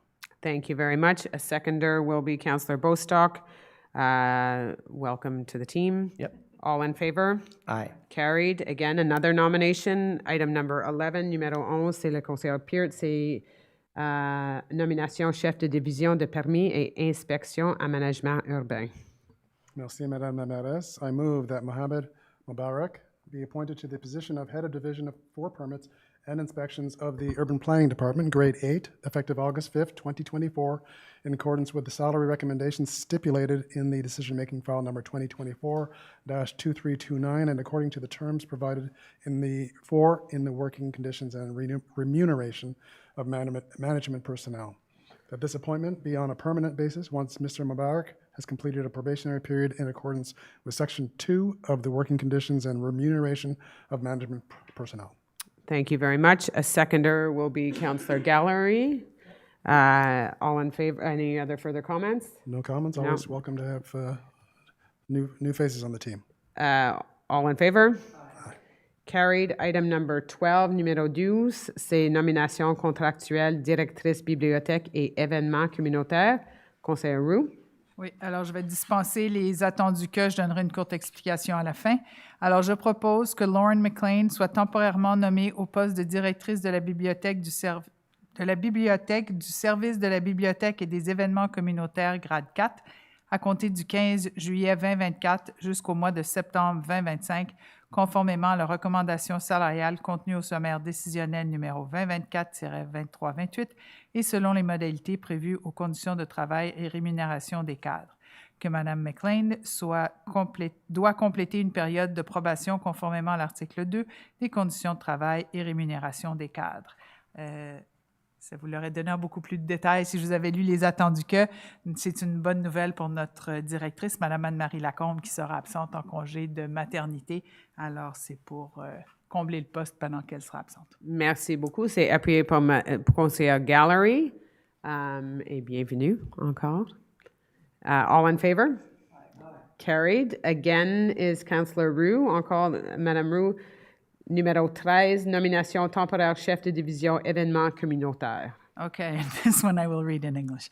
So, temporary appointment. Whereas, according to Article 71 of the Cities and Towns Act, CQLR, C.C-19, the Council shall appoint by resolution such officers, employees as it deems necessary for the administration of the city and shall fix their salaries. Whereas on April 1st, 2019, the Municipal Council adopted the working conditions and remuneration of management personnel. Whereas the position of Head Division of Community Services in the Library and Community Events Department will be available from July 15, 2024 to September 2025 to meet the operational needs of the department during the director's absence. Whereas the Assistant Director of Human Resources recommends the appointment of Emily Gamble to the position of Head of Division for Community Events of the Library and Community Events Department. I move that Emily Gamble be appointed to the position of Head of Division of Community Events and the Library and Community Events Department, Grade 8, effective July 15, 2024, in accordance with the salary recommendations stipulated in the decision-making file number 2024-2326, and according to the terms provided for and the working conditions and remuneration of management personnel, that Ms. Gamble must complete a probatory period in accordance with Section 2 of the working conditions and remuneration, I have trouble with that one, remuneration of management personnel. Thank you very much. Councillor Gallery will second that. Well-deserved appointment. I don't know if you want to add anything else to that. No, Emily's great. She's great, and she will be helping us lead some of our signature events for the 125th. This is run by the library, but our 150th anniversary events, which are it's a big undertaking this year. Exactly. So, all in favor? Carried. Item number 14, again with an appointment, person in charge of accessing my account for businesses, MAB, Councillor D'Amico. Merci, Madame la Mairesse. Donc, je propose que M. Frédéric Tifo, directeur adjoint du service des finances de la Ville de Westmount, soit autorisé à inscrire l'entreprise au fichier de Revenu Québec, à gérer l'inscription de l'entreprise à Clic Sécure Entreprise, à gérer l'inscription de l'entreprise à Mon dossier pour les entreprises et généralement à faire tout ce qui est utile et nécessaire à cette fin, à remplir les rôles et assumer les responsabilités du responsable des services électroniques décrits dans les conditions d'utilisation de Mon dossier pour les entreprises, notamment en donnant aux utilisateurs de l'entreprise ainsi qu'à d'autres entreprises une autorisation ou une procuration. Enfin, à consulter le dossier de l'entreprise et agir au nom et pour le compte de l'entreprise pour toutes les périodes et toutes les années d'imposition passées, courantes et futures, ce qui inclut le pouvoir de participer à toute négociation avec Revenu Québec en ce qui concerne tous les renseignements que Revenu Québec détient au sujet de l'entreprise pour l'application ou l'exécution des lois fiscales, de la loi sur la taxe d'assises, de la loi facilitant le paiement des pensions alimentaires, en communiquant avec Revenu Québec pour tous les moyens de communication offerts par téléphone, en personne, par la poste et à l'aide des services en ligne. So, Madam Mayor, what this is, it's the Revenue Quebec portal, which is available to businesses so that they can, for example, verify the filing of their GST, QST claims and their other claims. It also includes all laws that are applied by Revenue Quebec, and it's commonly used. Thank you. Merci. Appuyé par Madame Roux. Oui. Thank you. All in favor? Carried. Item number 15 is the Appointment and Modification Environment and Sustainable Development Advisory Committee, which I see some I need my distance glasses, but I know I see one member. So, okay. Thank you, Madam Mayor. Over to you, Mr. Aronson. So whereas the City of Westmount established an Environmental and Sustainable Development Advisory Committee during the Municipal Council meeting of December the 4th, 2023, and whereas the mandate of the Environmental and Sustainable Development Advisory Committee is for a duration of 2 years, from January the 1st, 2024 to December 31st, 2025, renewable by resolution, and whereas the City has received a considerable number of qualified and interested applicants to become members of the new Environmental and Sustainable Development Advisory Committee, I move that the Environmental and Sustainable Development Advisory Committee now be composed of up to 9 members, including up to 3 members of council, including the Commissioner of Climate and Sustainability, 1 member of the City Administration, and up to 5 members of the Westmount community. So I further move that Matt Aronson, be Councillor and Commissioner for Climate and Sustainability for the City of Westmount, be appointed as a member of the Environmental and Sustainability Advisory Committee. And that along with me, that Councillor Antonio D'Amico, Councillor for the City of Westmount, be appointed as a member of the Environmental and Sustainability Advisory Committee. That from our staff, Ms. Patricia Rissette, the Environmental Coordinator for the City of Westmount, be appointed as a member of the Municipal Administration to the Environment and Sustainable Development Advisory Committee, and that Mr. Ross Brown, resident of the City of Westmount, be appointed as a member of the Environmental and Sustainable Development Advisory Committee, that Mr. Richard Dufour, resident of the City of Westmount, be appointed as a member of the Environmental and Sustainable Development Advisory Committee, that Ms. Isabel Mulholland, resident of the City of Westmount, be appointed as a member of the Environmental and Sustainability Advisory Committee, Sustainable Development Advisory Committee. I've said it 15 times. You think I get it right? I feel like you could have said the names and yeah, I could have once, just. but anyways. Well, anyway, that Miss Jessica Winton, who's here tonight, resident and of the City of Westmount, be appointed as a member of the Environmental and Sustainable Development Advisory Committee, and finally, that Ms. Mira Katnick, a resident of the City of Westmount, be appointed as a member of the Environmental and Sustainable Development Advisory Committee. Thank you very much. A seconder will be Councillor Gallery. So this is, I'll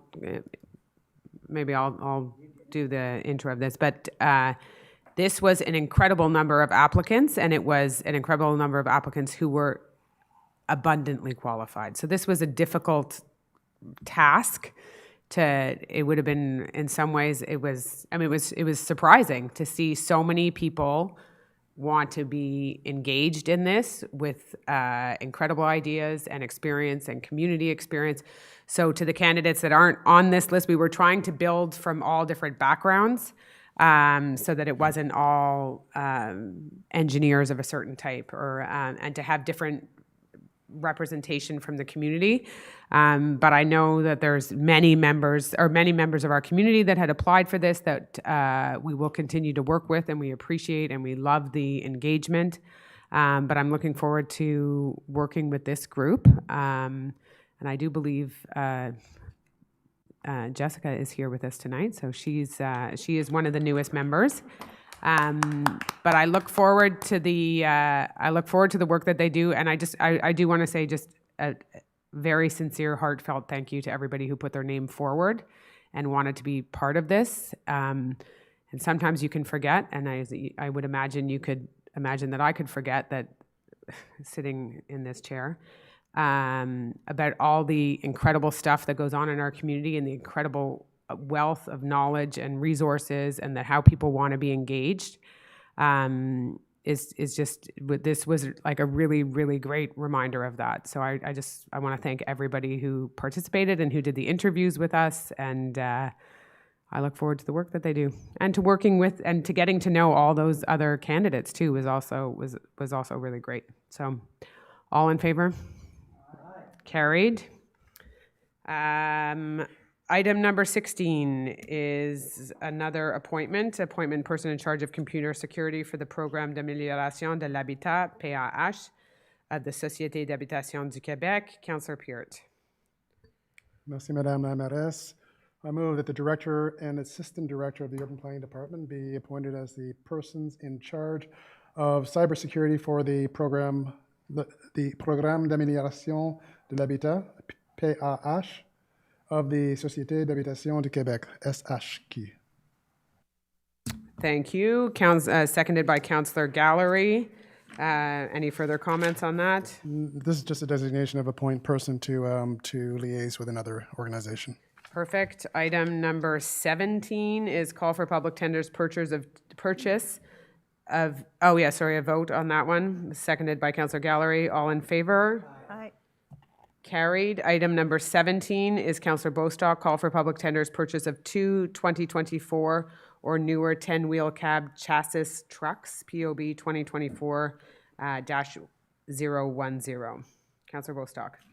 I move to authorize an expenditure in the amount of $476,769.24, including tax credits, for the purchase of 2 2024 or newer 10-wheel cab chassis trucks, public tender number PUB 2024-010, to award to Camions Excellence Peterbilt, Inc., the contract for this purpose at its bid price for a maximum amount of $522,124.47, including taxes, the whole in conformity with the contractual documents of the public call for tenders PUB 2024-010, and to allocate this expenditure in accordance with the financial information included in the decision-making file number 2024-2310.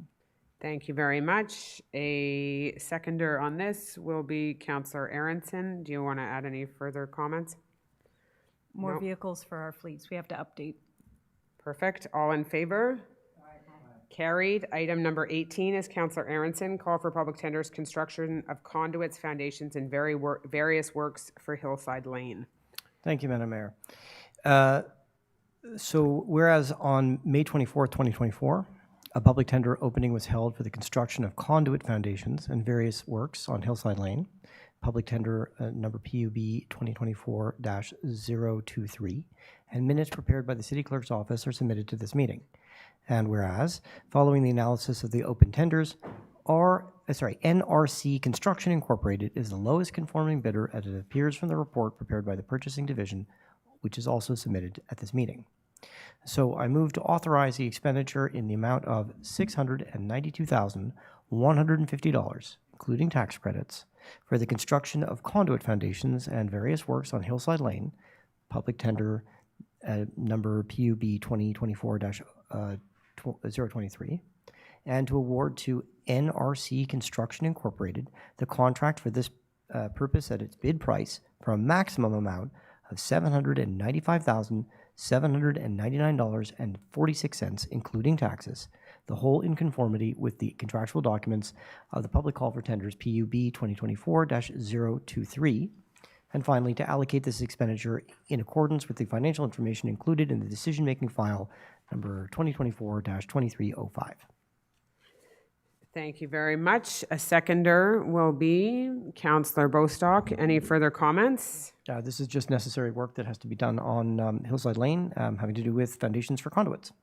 Thank you very much. All in favor? Carried. Item number 19, call for public tenders, cancellation of the call for public tenders. This was supposed to be Councillor Shammy, and I believe it is now Councillor Aronson. Thank you, Madam Mayor.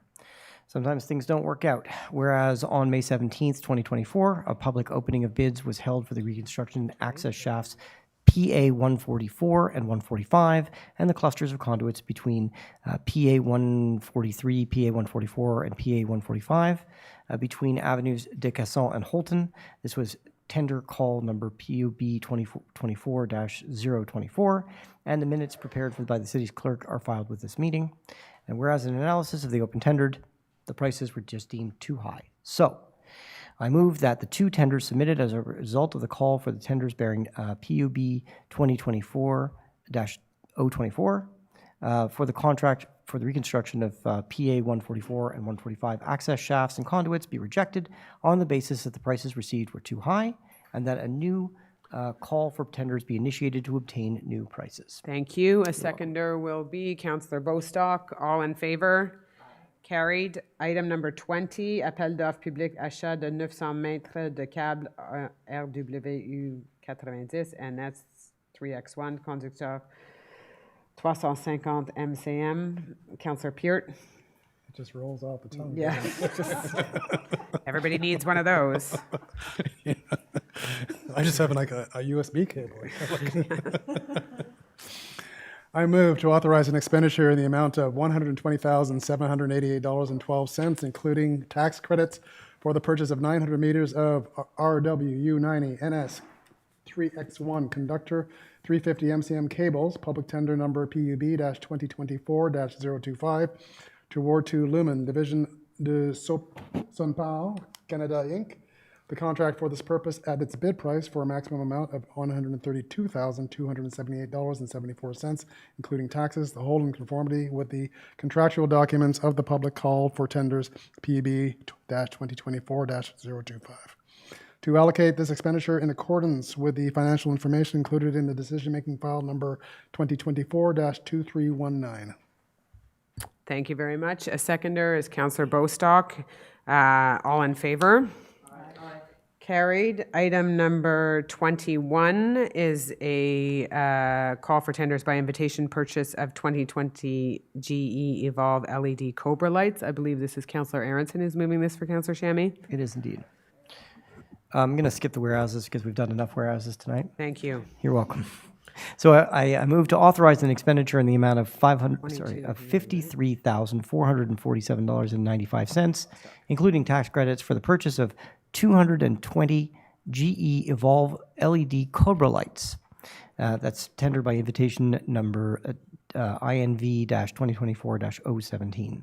I further move to award to Rexel Canada Electric Incorporated the contract for this purpose at its bid price for the maximum amount of $58,532.47, including taxes, the whole in conformity with the contractual documents for the call for tenders by invitation INV 2024-017, and finally, to allocate this expenditure in accordance with the financial information included in the decision-making file number 2024-2319.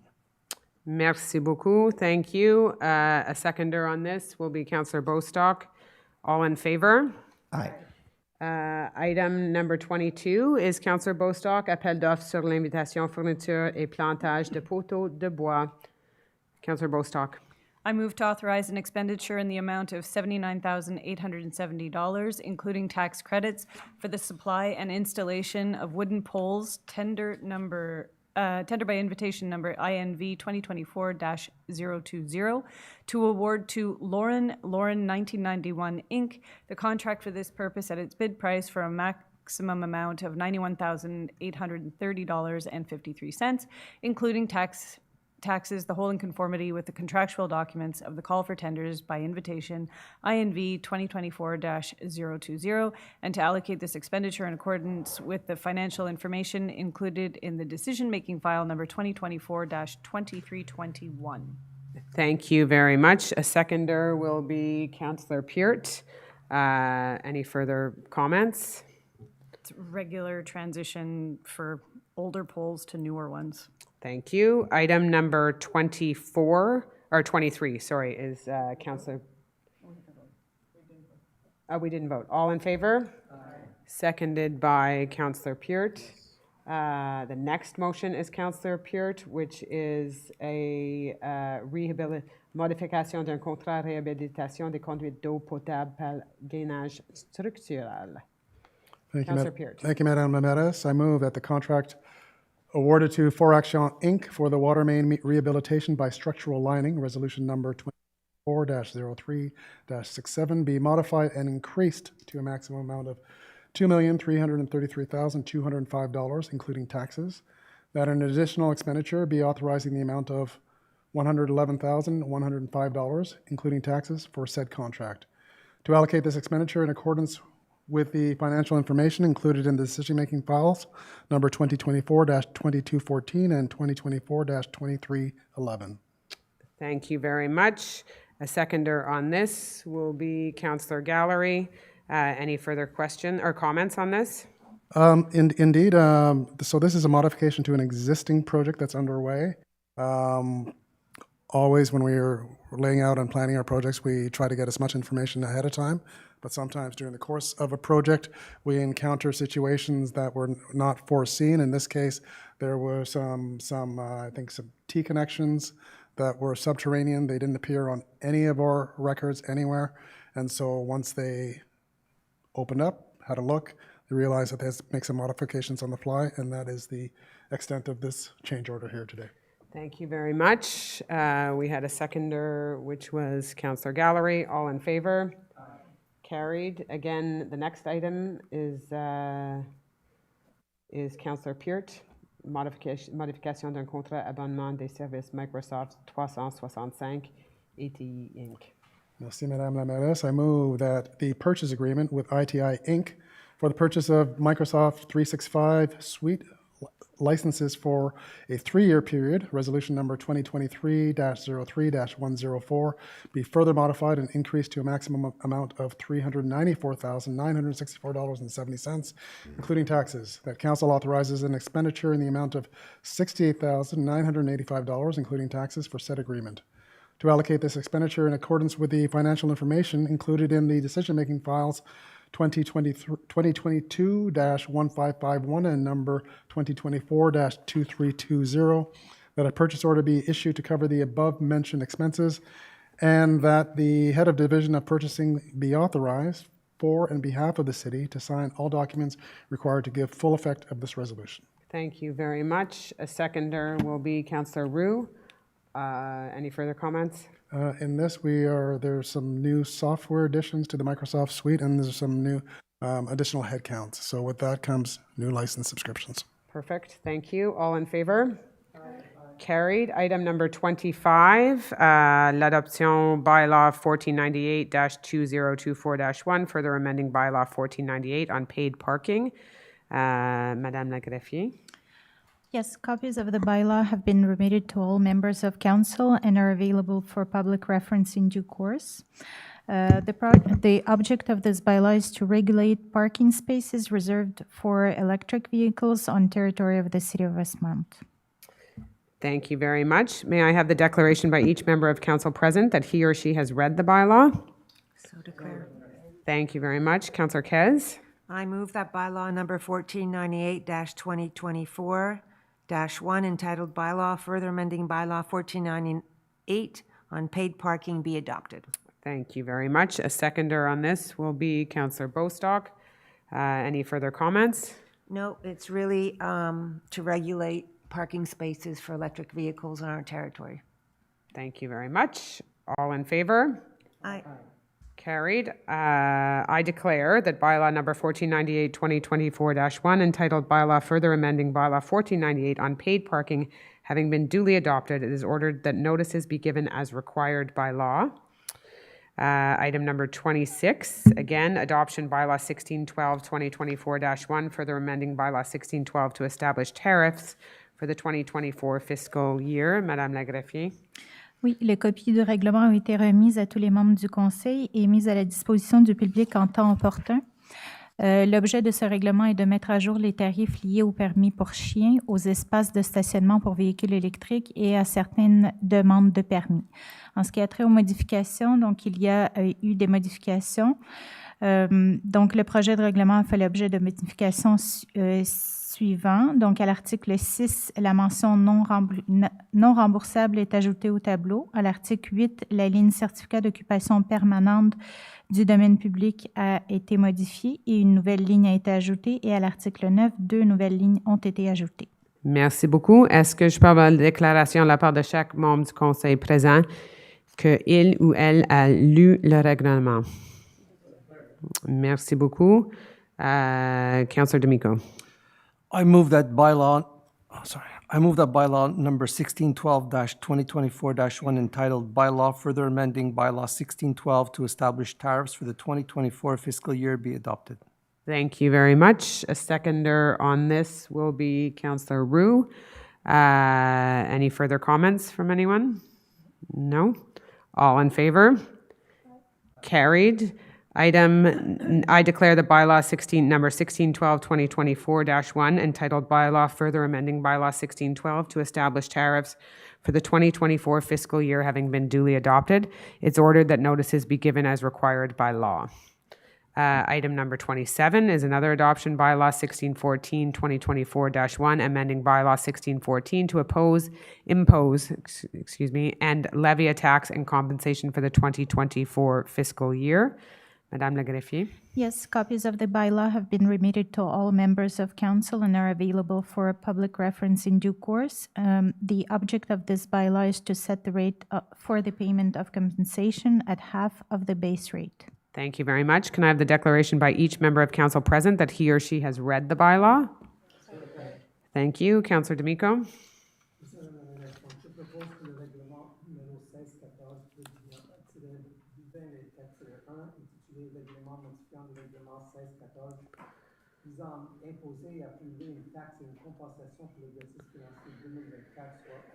Merci beaucoup. A seconder will be Councillor Peart.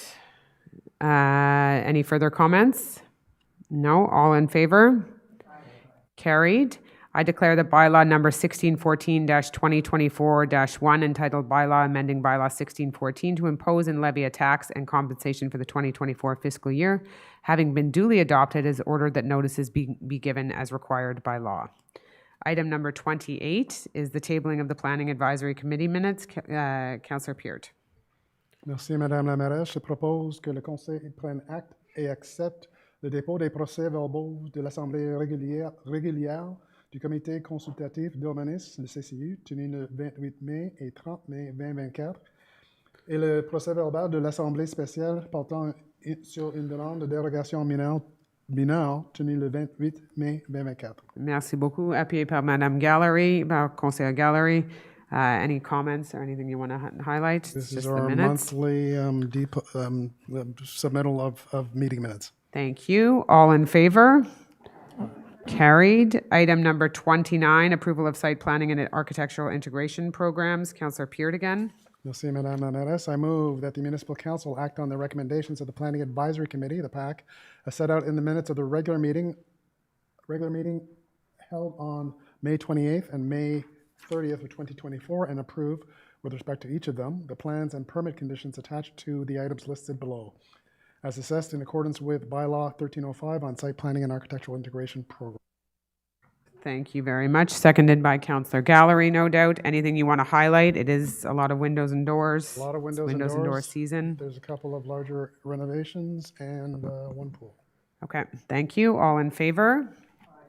Carried. Our last item on the agenda is a minor exemption application for 396 Roslyn Avenue. Again, it's Councillor Peart. Thank you, Madame la Mairesse. I will read the whereases because whereases are always particular for the minor derogations, or minor exemptions, rather. Whereas the City of Westmount's bylaw 1576 on minor exemptions was adopted on September 20th of 2021.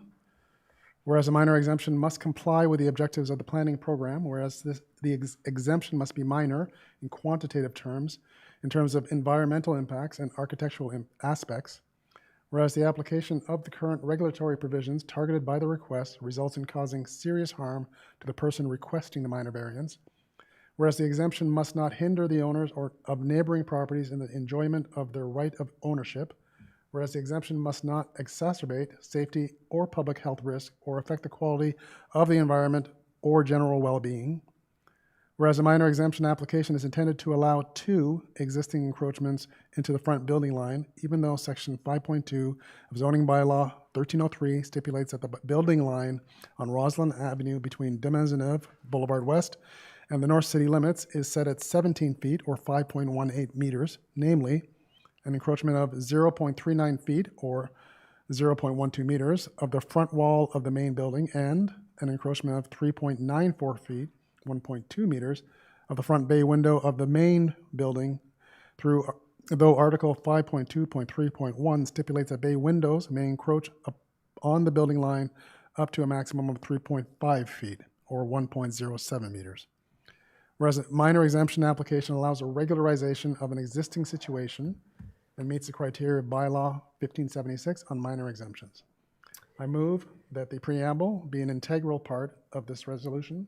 The Council approves the minor exemption application intended to allow 2 existing encroachments into the front building line of 396 Avenue Roslyn, even though Section 5.2 of Zoning Bylaw 1303 stipulates that the building line on Roslyn Avenue between de Maisonneuve Boulevard West and the North City limits is set at 17 feet or 5.1 meters, namely an encroachment of 0.39 feet or 0.12 meters of the front wall of the main building and an encroachment of 3.94 feet or 1.2 meters of the front bay window of the main building, though Article 5.2.3.1 stipulates that bay windows may encroach on the building line up to a maximum of 3.5 feet or 1.07 meters.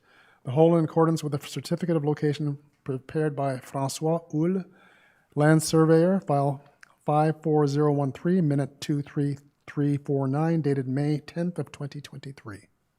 Thank you very much. A seconder on this will be Councillor Gallery. That's pretty detailed. I don't know if you need any more It is detailed. commentary on that. Previously, we didn't have this mechanism. Now we have this, the minor derogation tool, which enables residents to regularize their non-conforming situations, and most of which have existed for decades. And for one reason or another, they are no longer compliant with the current bylaws in force, and so this is the mechanism to regularize that discrepancy. Thank you. Seconded by Councillor Gallery. All in favor? Carried. That brings us to the end of that part of the agenda. I know we had some questions online that had been submitted earlier in the day, but we can take questions in the room and then we'll go to the online questions. Or we can just go straight to the online questions.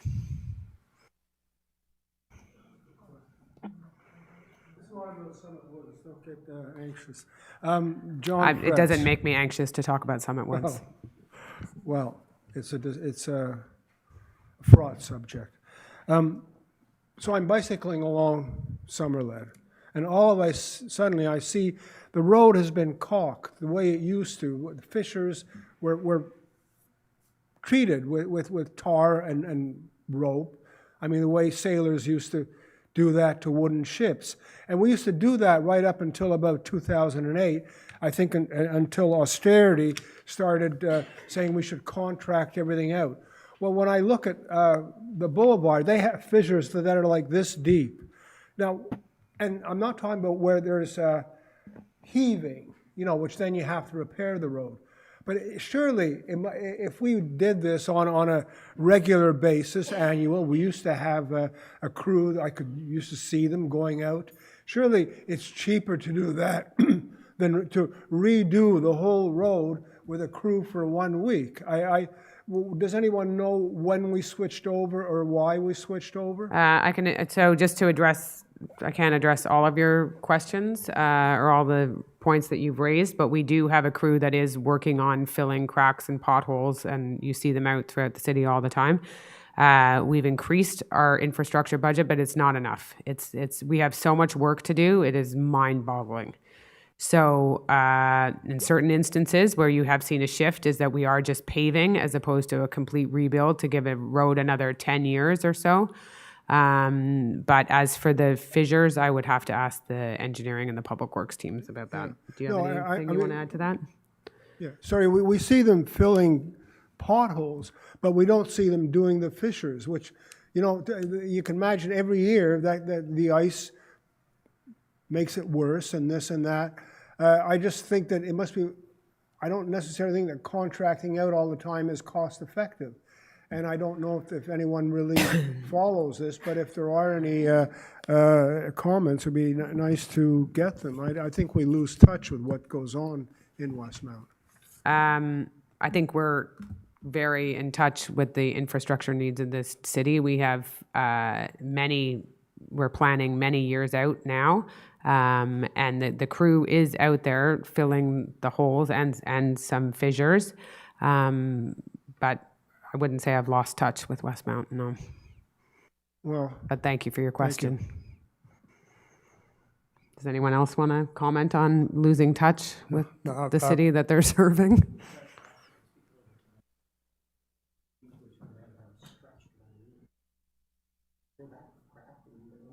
Well, it's just, I think if you look at our infrastructure needs and what we have to accomplish over the next decade, the next 25 years, the task and the job is enormous, but there's no doubt the roads are in terrible condition. In particular, our heaviest used roads. So Sherbrooke Street, the Boulevard, you're seeing some paving happening right now on Dorchester. We're seeing some complete rebuilds. We're seeing waterwork getting done so that we can get ready to do roads like the Boulevard, which will be a massive, massive project. But I can certainly ask the question from the engineering and the public works team about fissures and how they manage them. But I don't have the exact answer for you. But I do know that the team is out constantly filling cracks and holes and cleaning and sweeping and doing the rest of it. That's great. We'll pass it along to them. Thank you very much for that. Okay, I think that's the end of the questions in the room because I don't see anyone else getting up. So we'll go to the questions online that were submitted during the day. Yes, so first question, Laura Mika from Avenue 3. I wanted to first take the opportunity to thank you, the mayor and the councillors, for all your efforts to keep the summit an inclusive, protected space for all people and dogs to enjoy and a place where people can come together. Our world needs more of that. My question is addressed to the mayor.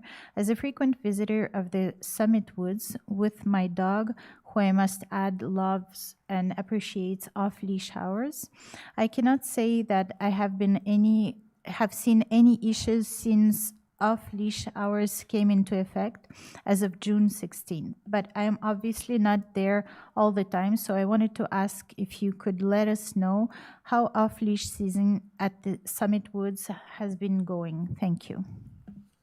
I'm not hearing, I know that we have given out some fines and we've been educating people in terms of having their permits and making sure that their dog license is up to date. And that we had given out some fines for off-leash dogs when it was not off-leash times, and that there is an increased public security presence up there, and I think people are appreciative of that. I think what you heard from tonight is that that's not a unanimous, that it doesn't have unanimous support from the community. I hear from a lot of people in the community. I would say it has the majority of the support, certainly. But I'm not hearing of any incidents. I don't have any further details about the incident that was raised before, but I have not heard of any problems. And in my time up there walking it, I've not seen any problems or incidents. Next question from Frederick Girvan, 434 Victoria.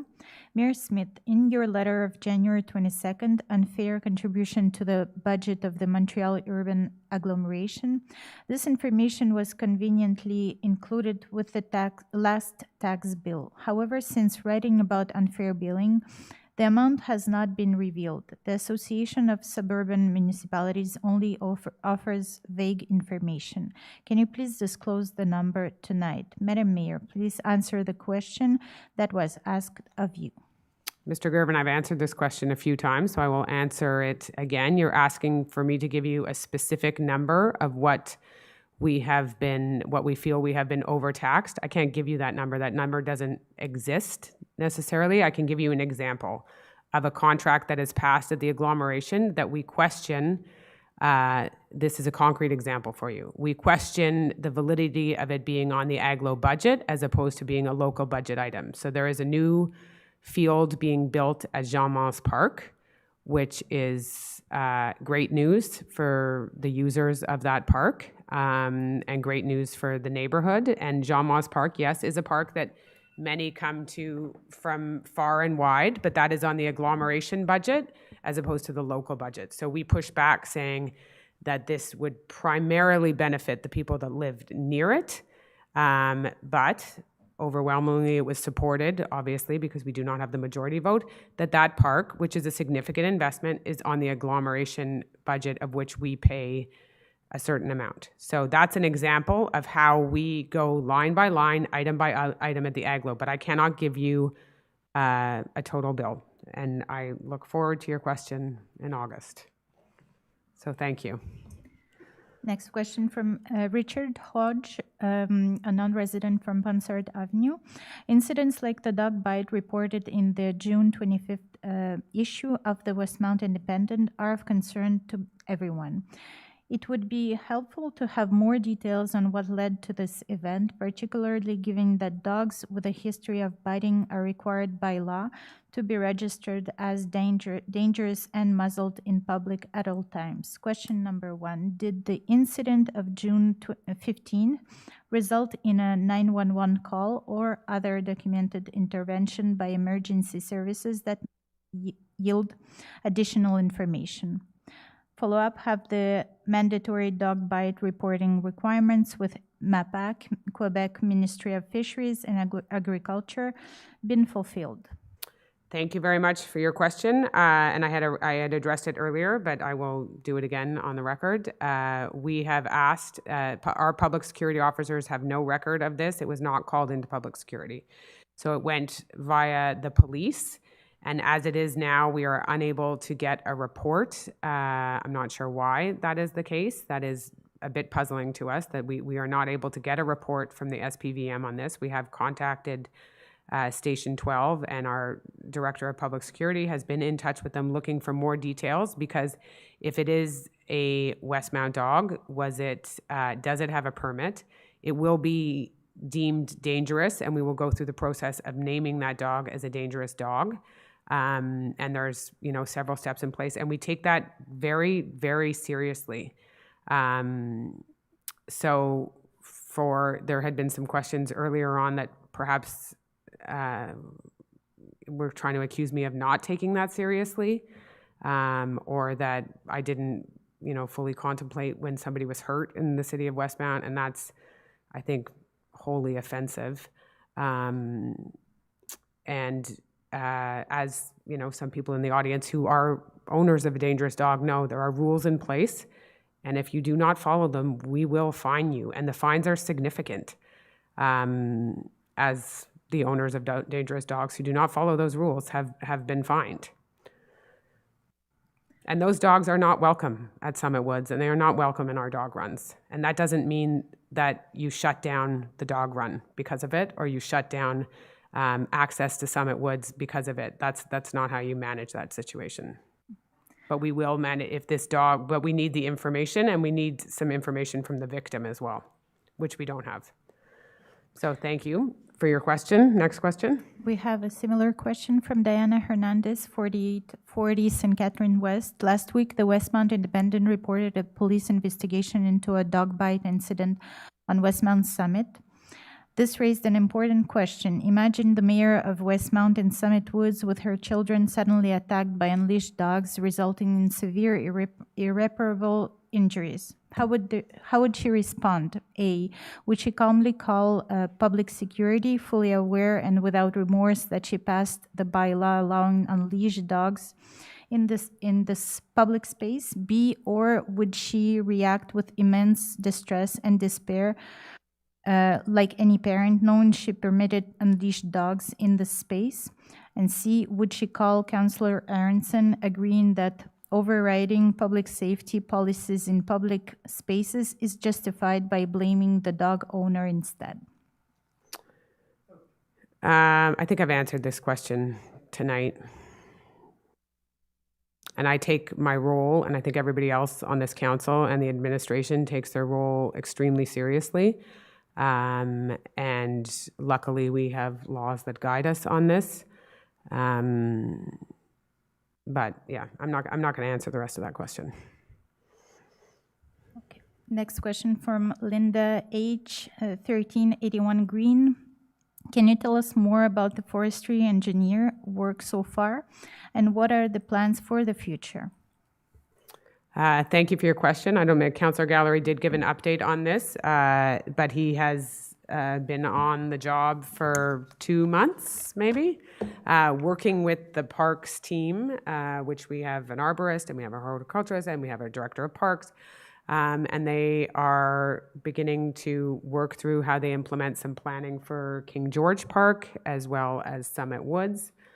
Councillor Gallery, I don't know if you want to repeat some of your updates, but it's a very welcome addition, and we look forward. These are long-term plans, obviously, but we look forward to the work, in particular in those two parks, which is where he's been focused.